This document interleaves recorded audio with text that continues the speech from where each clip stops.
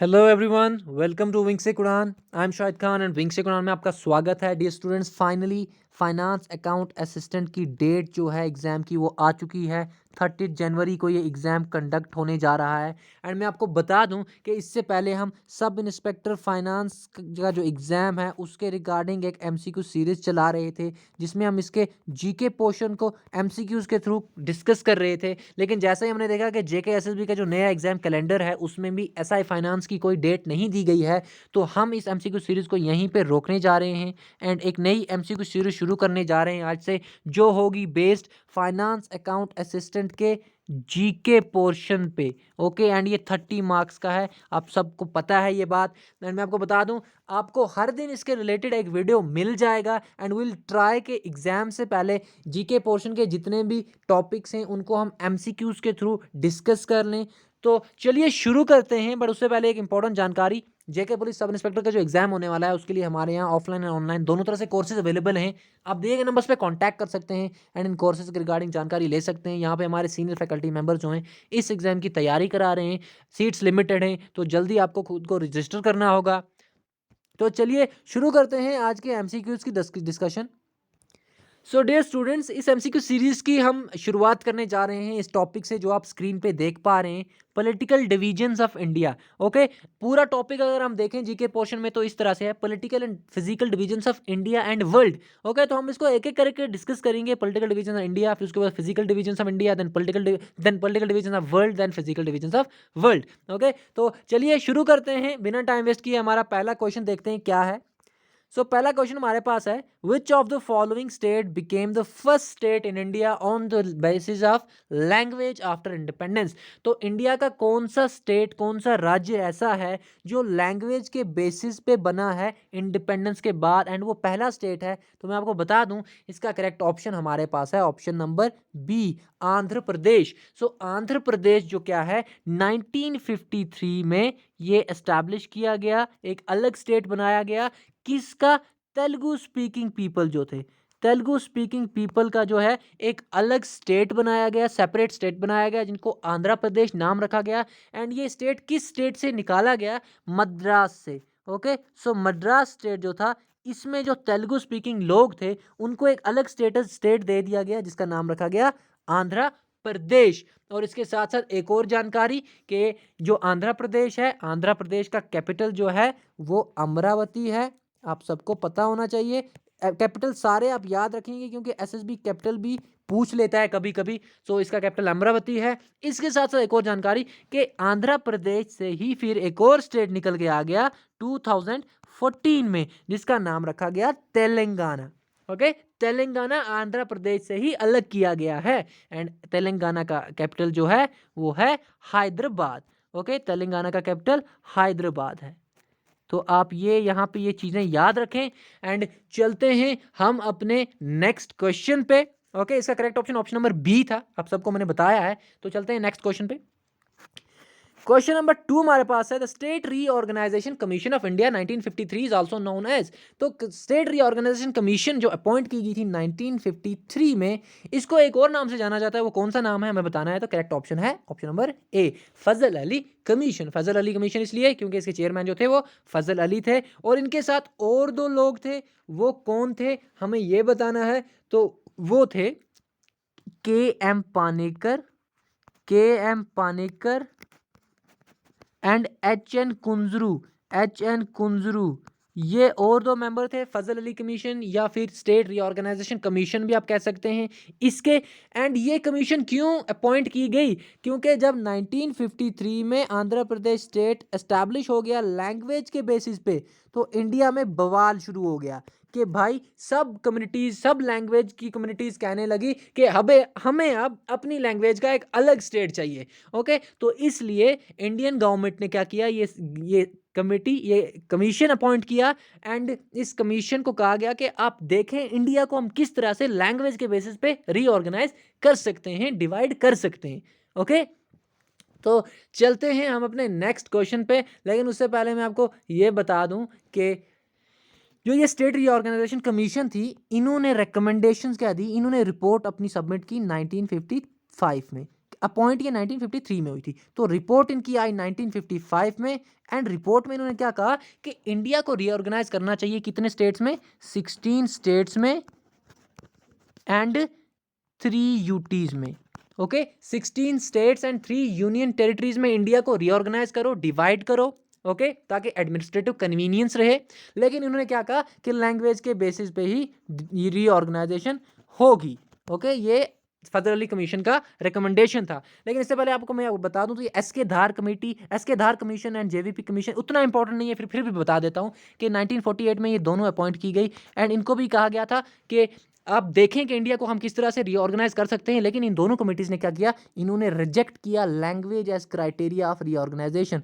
इन्होंने कहा कि भाई लैंग्वेज जो है रीऑर्गेनाइजेशन का क्राइटेरिया नहीं होना चाहिए। लेकिन 1950 में जो बवाल हो गया 1953 में आंध्र प्रदेश का, उसके बाद एक नई कमीशन जो अपॉइंट हुई, फजल अली कमीशन, जिसने कहा कि भाई लैंग्वेज के बेसिस पे ही अब रीऑर्गेनाइजेशन होगी एंड 16 स्टेट्स और 3 यूनियन टेरिटरीज में रीऑर्गेनाइजेशन की जाए। ओके, चलते हैं हम अपने नेक्स्ट क्वेश्चन पे। क्वेश्चन नंबर 3 हमारे पास है 1956 इंडिया वाज डिवाइडेड इनटू। अब जो फजल अली कमीशन थी उन्होंने तो कह दिया कि स्टेट को 16 स्टेट्स होने चाहिए एंड 3 यूटीज होनी चाहिए, लेकिन इंडियन गवर्नमेंट ने नहीं माना कि भाई हम नहीं करेंगे इस तरह से रीऑर्गेनाइजेशन। उन्होंने फिर क्या किया, इंडियन गवर्नमेंट ने क्या किया, इंडियन गवर्नमेंट ने इंडिया को डिवाइड किया 14 states and 6 union territories. Okay, 14 states and 6 union territories में इंडिया को रीऑर्गेनाइज किया गया, डिवाइड किया गया। एंड ये 1956 में होता है एक एक्ट के थ्रू, जिसको कहा जाता है स्टेट रीऑर्गेनाइजेशन एक्ट 1956। ओके, 1956। तो 14 स्टेट्स और 6 यूनियन टेरिटरीज बन गई। और मैं आपको यह भी बता दूं कि 14 स्टेट की लिस्ट आप गूगल में से देखेंगे आज। यहाँ पे मैं बताऊं तो टाइम वेस्ट होगा and I don't want to waste your time already बहुत कम है। लेकिन 6 यूनियन टेरिटरीज जो हैं उनके नाम मैं आपको यहाँ पे बता देता हूँ। तो वो 6 यूनियन टेरिटरीज कौन सी थी, Andaman and Nicobar islands, Andaman and Nicobar islands, ये आज भी यूनियन टेरिटरी है, आपको पता है। Okay, islands. एंड उसके बाद दूसरी हमारे पास थी दिल्ली, ये आज भी यूनियन टेरिटरीज है। ओके, तीसरी हमारे पास थी हिमाचल प्रदेश, जो कि आज स्टेट है लेकिन उस टाइम पे यूनियन टेरिटरी थी, पहली बार जब ये 1956 में रीऑर्गेनाइजेशन हुई। उसके बाद हमारे पास चौथा क्या है, लैकाडवी एंड मिनिकॉय आइलैंड्स, ये भी यूनियन टेरिटरी थी। एंड मिनिकॉय आइलैंड्स ये भी यूटी क्रिएट की गई 1956 में। इसके साथ साथ 2 और यूटीज थी, Manipur and Tripura. Okay, Manipur and Tripura. तो देखें आज ये दोनों स्टेट्स हैं लेकिन उस टाइम पे ये यूनियन टेरिटरीज थी। तो इस तरह से 14 स्टेट 6 यूनियन टेरिटरीज बनाई गई 1956 में। इसका करेक्ट ऑप्शन सी था। चलते हैं नेक्स्ट क्वेश्चन पे। क्वेश्चन नंबर 4 हमारे पास है in 1960 the state of Bombay was divided into। तो स्टेट ऑफ बॉम्बे जो है 1960 में इसको डिवाइड करके किन 2 राज्यों में, किन 2 स्टेट्स में बांटा गया। मैं आपको बता दूं इसका करेक्ट ऑप्शन है option number A, Maharashtra and Gujarat. तो महाराष्ट्र में कौन लोग रह गए, मराठी स्पीकिंग लोगों को महाराष्ट्र दे दिया गया, गुजराती स्पीकिंग पीपल को गुजरात दे दिया गया। ओके, तो देख सकते हैं आपके लैंग्वेज के बेसिस पे रीऑर्गेनाइजेशन हो रही है स्टेट्स की, स्टेट्स डिवाइड हो रहे हैं एक। तो यहाँ पे मैं एक और चीज़ आपको बता दूं कि महाराष्ट्र का कैपिटल मुंबई है एंड गुजरात का कैपिटल क्या है, गांधीनगर।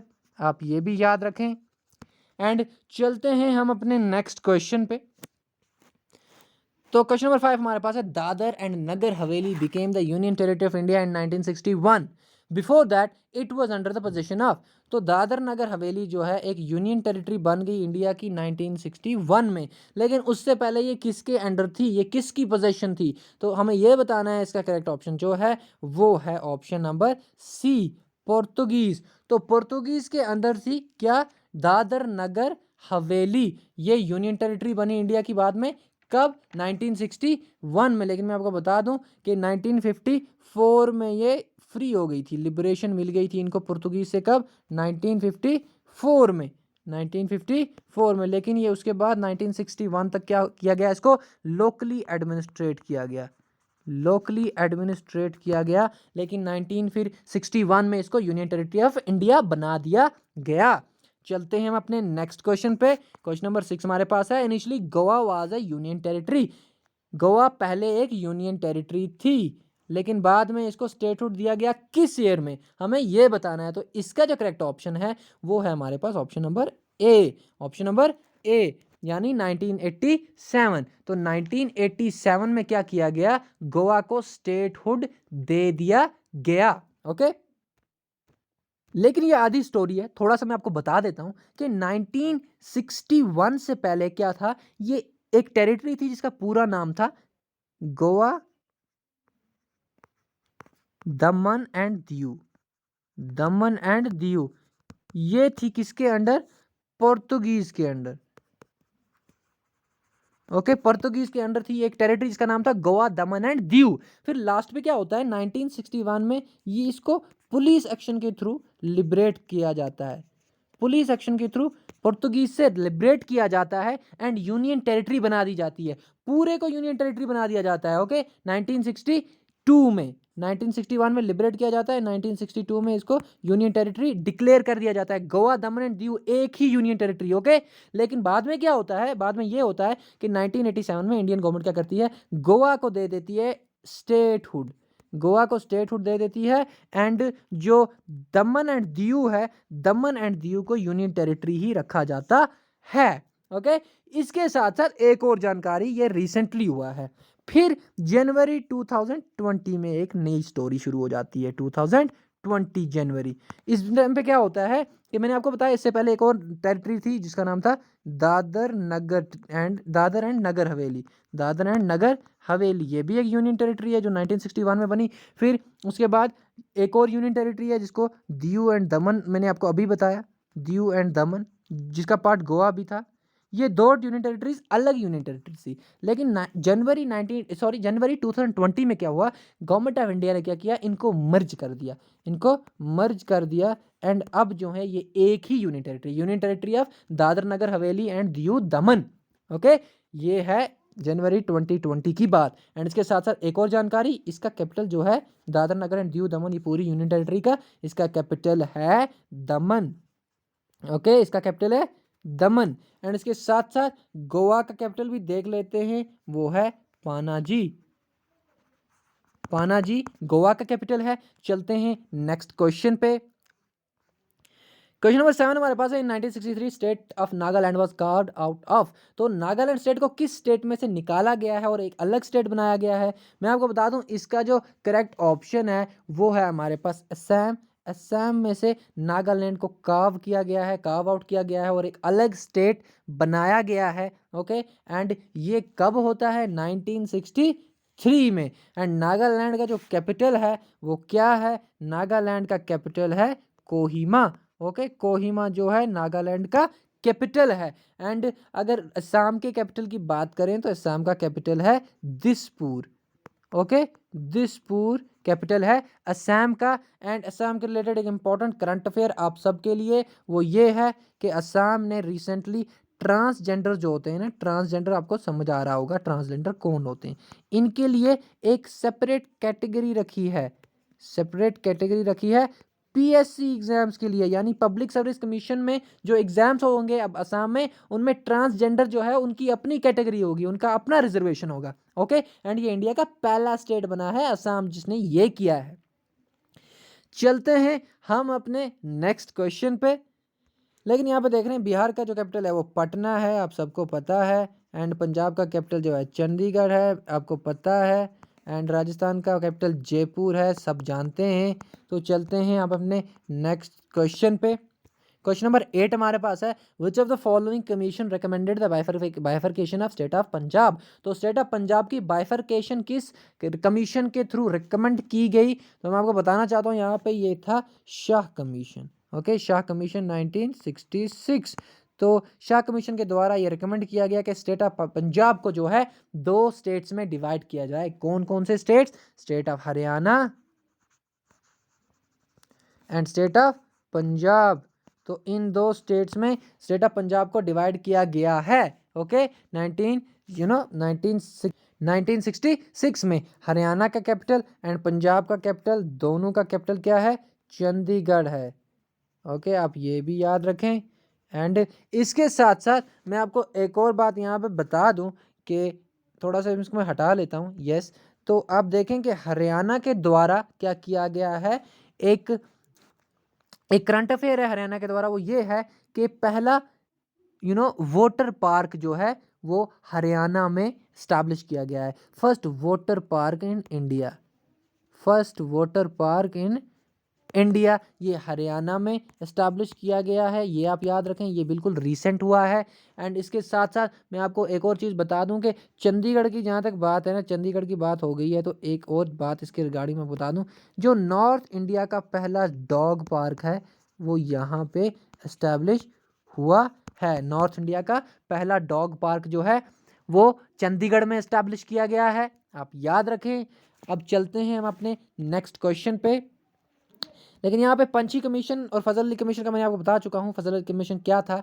पंची कमीशन की जहाँ तक बात है तो ये यहाँ पे बिल्कुल रेलिवेंट नहीं है, लेकिन ये वर्ड पंची बिल्कुल रेलिवेंट है। पंची वर्ड से मुझे ये याद आ रहा है कि यूटी का जो पंची है वो बदल दिया गया है, यानी कि यूटी बर्ड जो है वो चेंज कर दिया गया है। पहले जम्मू एंड कश्मीर जब स्टेट था तो यहाँ पे बर्ड था black naked crane, black necked crane. Okay, ये यूटी का, ये जम्मू एंड कश्मीर स्टेट का बर्ड था। लेकिन यूटी जब अलग हो गई तो जम्मू एंड कश्मीर यूटी का अब एक अलग बर्ड आ गया। अब वो कौन सा पंछी है, वो कौन सा बर्ड है, वो है कलीज पिजेंट, कलीज फिजेंट। ओके, कलीज फिजेंट जो है नया बर्ड है union territory of Jammu and Kashmir का। ब्लैक नेकेड क्रेन को इसलिए नहीं रखा गया UT of Jammu and Kashmir का बर्ड क्योंकि वो सिर्फ लद्दाख में पाया जाता है, एंड लद्दाख अब यूटी जे का पार्ट नहीं है। तो चलते हैं नेक्स्ट क्वेश्चन पे। क्वेश्चन नंबर 9 हमारे पास है, which of the following state UTs were establish in 1972। तो 1972 में कौन से स्टेट यूटीज जो है एस्टैब्लिश किए गए, तो मैं आपको बता देता हूं कि 1972 में इसका करेक्ट ऑप्शन है हमारे पास option number D, all of the above, यानी मणिपुर, त्रिपुरा एंड मेघालय तीनों को क्या किया गया, स्टेट्स बनाया गया 1972 में। एंड मैं आपको बता दूं, मैंने आपको ऑलरेडी बताया है कि मणिपुर एंड त्रिपुरा जो थी ये पहले यूनियन टेरिटरीज थी, यानी कि पहले ये यूनियन टेरिटरीज थी, लेकिन 1972 में क्या हुआ, इनको स्टेटहुड दे दिया गया। एंड इसके साथ साथ मेघालय की जहां तक बात है तो Meghalaya was a part of Assam, Assam का पार्ट था मेघालय, एंड इसको भी 1972 में अलग करके स्टेटहुड दे दिया गया। तो 1972 में मेघालय, मणिपुर, त्रिपुरा तीनों को स्टेटहुड दिया गया। इसके साथ मैं आपको ये भी बता दूं कि as I told you, Himachal Pradesh जो था, हिमाचल प्रदेश क्या था, एक यूनियन टेरिटरी थी। Okay, before 1971। लेकिन 1971 में क्या होता है, इसको स्टेटहुड दे दिया जाता है, इसको स्टेट दे बना दिया जाता है। तो आप ये भी याद रखेंगे। एंड इसके साथ साथ मैं आपको ये भी बता दूं कि एक रीजन था जिसको कहा जाता था north eastern frontier agency.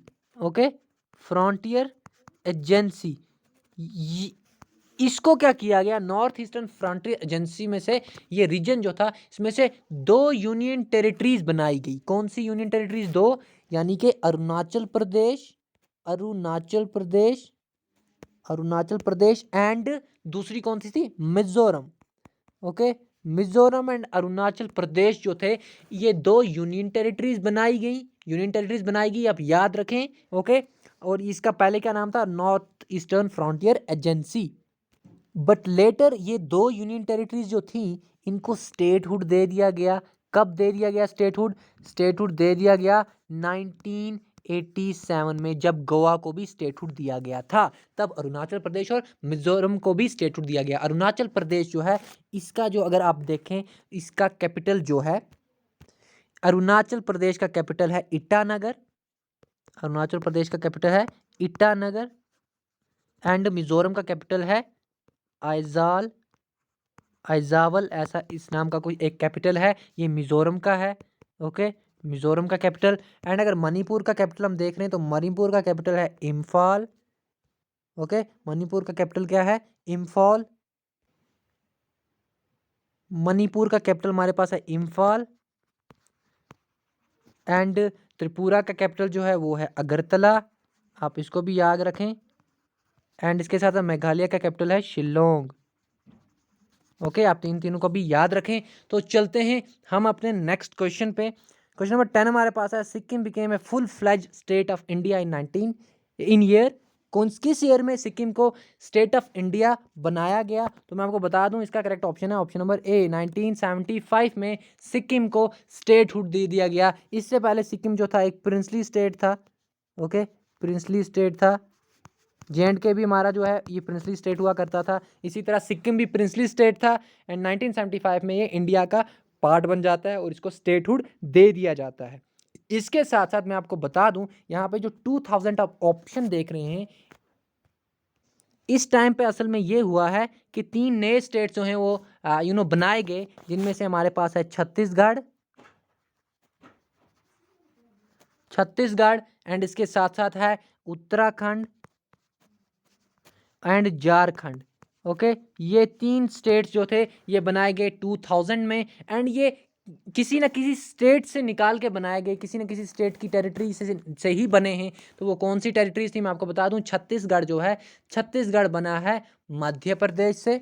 Okay, Chhattisgarh जो है ये मध्य प्रदेश से कार्व आउट किया गया, यानी मध्य प्रदेश से निकाला गया छत्तीसगढ़। एंड उत्तराखंड जो है, उत्तराखंड उत्तर प्रदेश से निकाला गया, अलग किया गया। एंड इसी तरह झारखंड जो है, झारखंड हमारा बिहार से निकाला गया है, आप ये याद रखें। ओके, तो छत्तीसगढ़ MP यानी मध्य प्रदेश, उत्तराखंड यानी यूपी यानी उत्तर प्रदेश एंड झारखंड कहाँ से, बिहार से। तो इन 3 स्टेट से क्या है, ये 3 स्टेट्स निकाले गए और अलग स्टेट्स बनाए गए। कब ये हुआ, ये हुआ 2000 में। ओके, 2000 में ये काम हो जाता है। एंड इसके साथ साथ मैं आपको ये भी बता दूं कि 2014 में क्या हुआ, तेलंगाना का मैं आपको बता चुका हूँ। ओके, तेलंगाना अलग स्टेट बन गया आंध्र प्रदेश से अलग निकल के। एंड 2019 में तो आप सबको पता है ये क्या हुआ, इस दिन जम्मू एंड कश्मीर स्टेट जो था इसको डिवाइड कर दिया गया, J&K UT and Ladakh UT। Okay, J&K UT and Ladakh UT, आप ये याद रखें। एंड ये कब हुआ, ये इस तरह से होता है कि 5 अगस्त को राज्यसभा में बिल पास होती है, 6 अगस्त को जो है लोकसभा में पास होती है, 9 अगस्त को प्रेसिडेंट असेंट देता है एंड 31 अक्टूबर को ये फोर्स में आ जाता है। And India Jammu and Kashmir state के 2 पार्ट हो जाते हैं, J&K UT and Ladakh UT। Okay, I hope आपको ये क्लियर हो गया। इसका जो करेक्ट ऑप्शन था वो ये था, बाकी की डिस्कशन इसके साथ एक्स्ट्रा थी। तो चलते हैं हम अपने नेक्स्ट क्वेश्चन पे। लेकिन J&K और लद्दाख UT का जो है, J&K एंड लद्दाख UT का जो है हाई कोर्ट सेम है, सेम हाई कोर्ट है, आप ये भी याद रखें। नेक्स्ट क्वेश्चन हमारे पास है, Pondicherry was dash dash territory. तो पौंडीचेरी जो थी ये किसकी टेरिटरी थी, फ्रेंच, पुर्तगीज, ब्रिटिश या तीनों की टेरिटरीज थी? तो मैं आपको बता देता हूँ, पौंडीचेरी जो थी ये थी फ्रेंच टेरिटरी। French territory. ये कब हैंडओवर की गई इंडिया को, 1954 में इंडिया को ये हैंडओवर की गई। और मैं आपको बता दूं फिर 1962 में इसको यूनियन टेरिटरी बना दिया गया इंडिया के द्वारा। एंड मैं आपको ये भी बता दूं कि पौंडीचेरी अब जो है पुडुचेरी हो गया है, अब इसका नाम चेंज कर दिया गया है, पुडुचेरी हो गया है। ओके, ये भी आप याद रखेंगे। इस तरह से हमने देखा कि किस तरह इंडिया के जो हैं पॉलिटिकल डिवीजन्स हुए हैं, क्योंकि पॉलिटिकल डिवीजन्स पढ़ना है ना, तो पॉलिटिकल डिवीजन्स किस तरह से हुए, कहाँ से कौन सा पॉलिटिकल डिवीजन बना, ये बहुत ज़रूरी है। बहुत जगहों पे ये स्किप किया गया है, लेकिन I don't want to skip this क्योंकि ये बहुत इंपॉर्टेंट है, SSB इसमें से क्वेश्चन पूछ सकता है। एंड अब फाइनली अब आ गए कि इंडिया प्रेजेंटली क्या है। There are 28 states and 8 union territories. Okay, 8 union territories, ये आपको पता होना चाहिए। There are 28 states and 8 union territories at present. And इसके साथ साथ एक और जानकारी, इन 8 यूनियन टेरिटरीज में 3 यूनियन टेरिटरीज ही ऐसी हैं, 3 यूटीज ही ऐसी हैं जिनके पास लेजिस्लेचर है। ओके, लेजिस्लेचर सिर्फ 3 यूनियन टेरिटरीज के पास है। कौन कौन सी हैं ये भी आप जान लें, दिल्ली, J&K एंड तीसरी हमारे पास पुडुचेरी है। ये जो हैं इनके पास ही लेजिस्लेचर है, यानी कि यहाँ पे इलेक्शंस होंगे, यहाँ पे मिनिस्टर्स बनेंगे। लेकिन बाकी यूनियन टेरिटरीज में क्या है, एडमिनिस्ट्रेटर या लेफ्टिनेंट गवर्नर होता है, वहाँ पे लेजिस्लेचर्स नहीं है। ओके, ये तो बात हो गई एक, आप ये याद रखें। एंड इसके साथ मैं आपको एक और चीज़ यहाँ पे बताना चाहता हूँ, वो ये है कि कुछ नाम चेंज हुए हैं, वो नाम भी हमें पता होने चाहिए कौन से नाम हैं वो। तो आपको मैं बता दूं कि पहले हमारे पास मद्रास हुआ करता था, बाद में नाम चेंज करके हो गया तमिलनाडु। ओके, आप एक ये याद रखेंगे, पहले मैसूर होता था, उसका नाम रख दिया गया कर्नाटका, ये भी आप याद रखेंगे। एंड उसके बाद यूनाइटेड प्रोविंस होता था, यूनाइटेड प्रोविंस, इसको उत्तर प्रदेश यानी यूपी रख दिया गया नाम। लैकाडमी एंड मेनिकोय आइलैंड जो थे, ओके, इनका नाम हटा के रख दिया गया लक्षद्वीप, ओके, लक्षद्वीप ये एक यूनियन टेरिटरी है आज। एंड इसका कैपिटल क्या है? कारावती जो है लक्षद्वीप का कैपिटल है।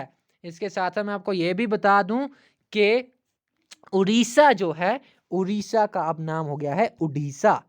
ओके, उड़ीसा का अब नाम हो गया है उड़ीसा। ओके, तो आप ये भी याद रखेंगे। एंड मैं आपको बता दूं, उड़ीसा में पहला फायर पार्क जो है इंडिया का, वो बनाया गया है, फर्स्ट फायर पार्क।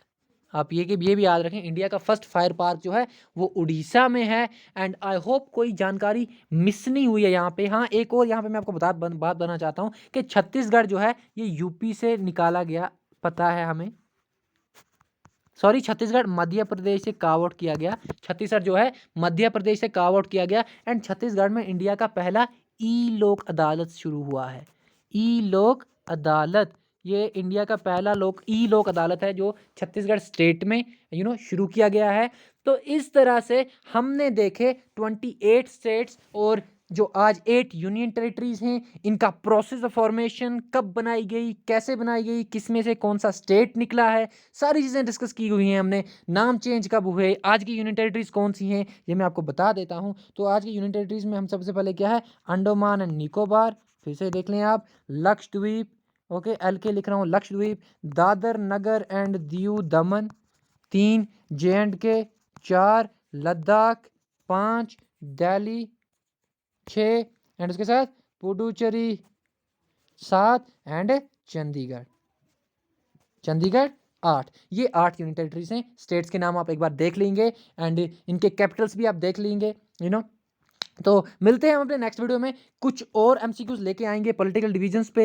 एंड ये इसका पार्ट बी ए था, तो पार्ट बी में हम इसको कंप्लीट करने की कोशिश करेंगे। So thank you so much for watching wing से कुरान। अगर आपको ये सेशन अच्छा लगा हो तो आप कमेंट कर सकते हैं एंड वीडियो को लाइक भी करें, शेयर भी करें, ताकि आपके दोस्तों को भी फायदा हो। एंड इसी तरह बने रहें हमारे पास, हमारे साथ। मिलते हैं हम अपने नेक्स्ट वीडियो में, तब तक के लिए ख्याल रखें अपना एंड पढ़ते रहें। Goodbye and take care.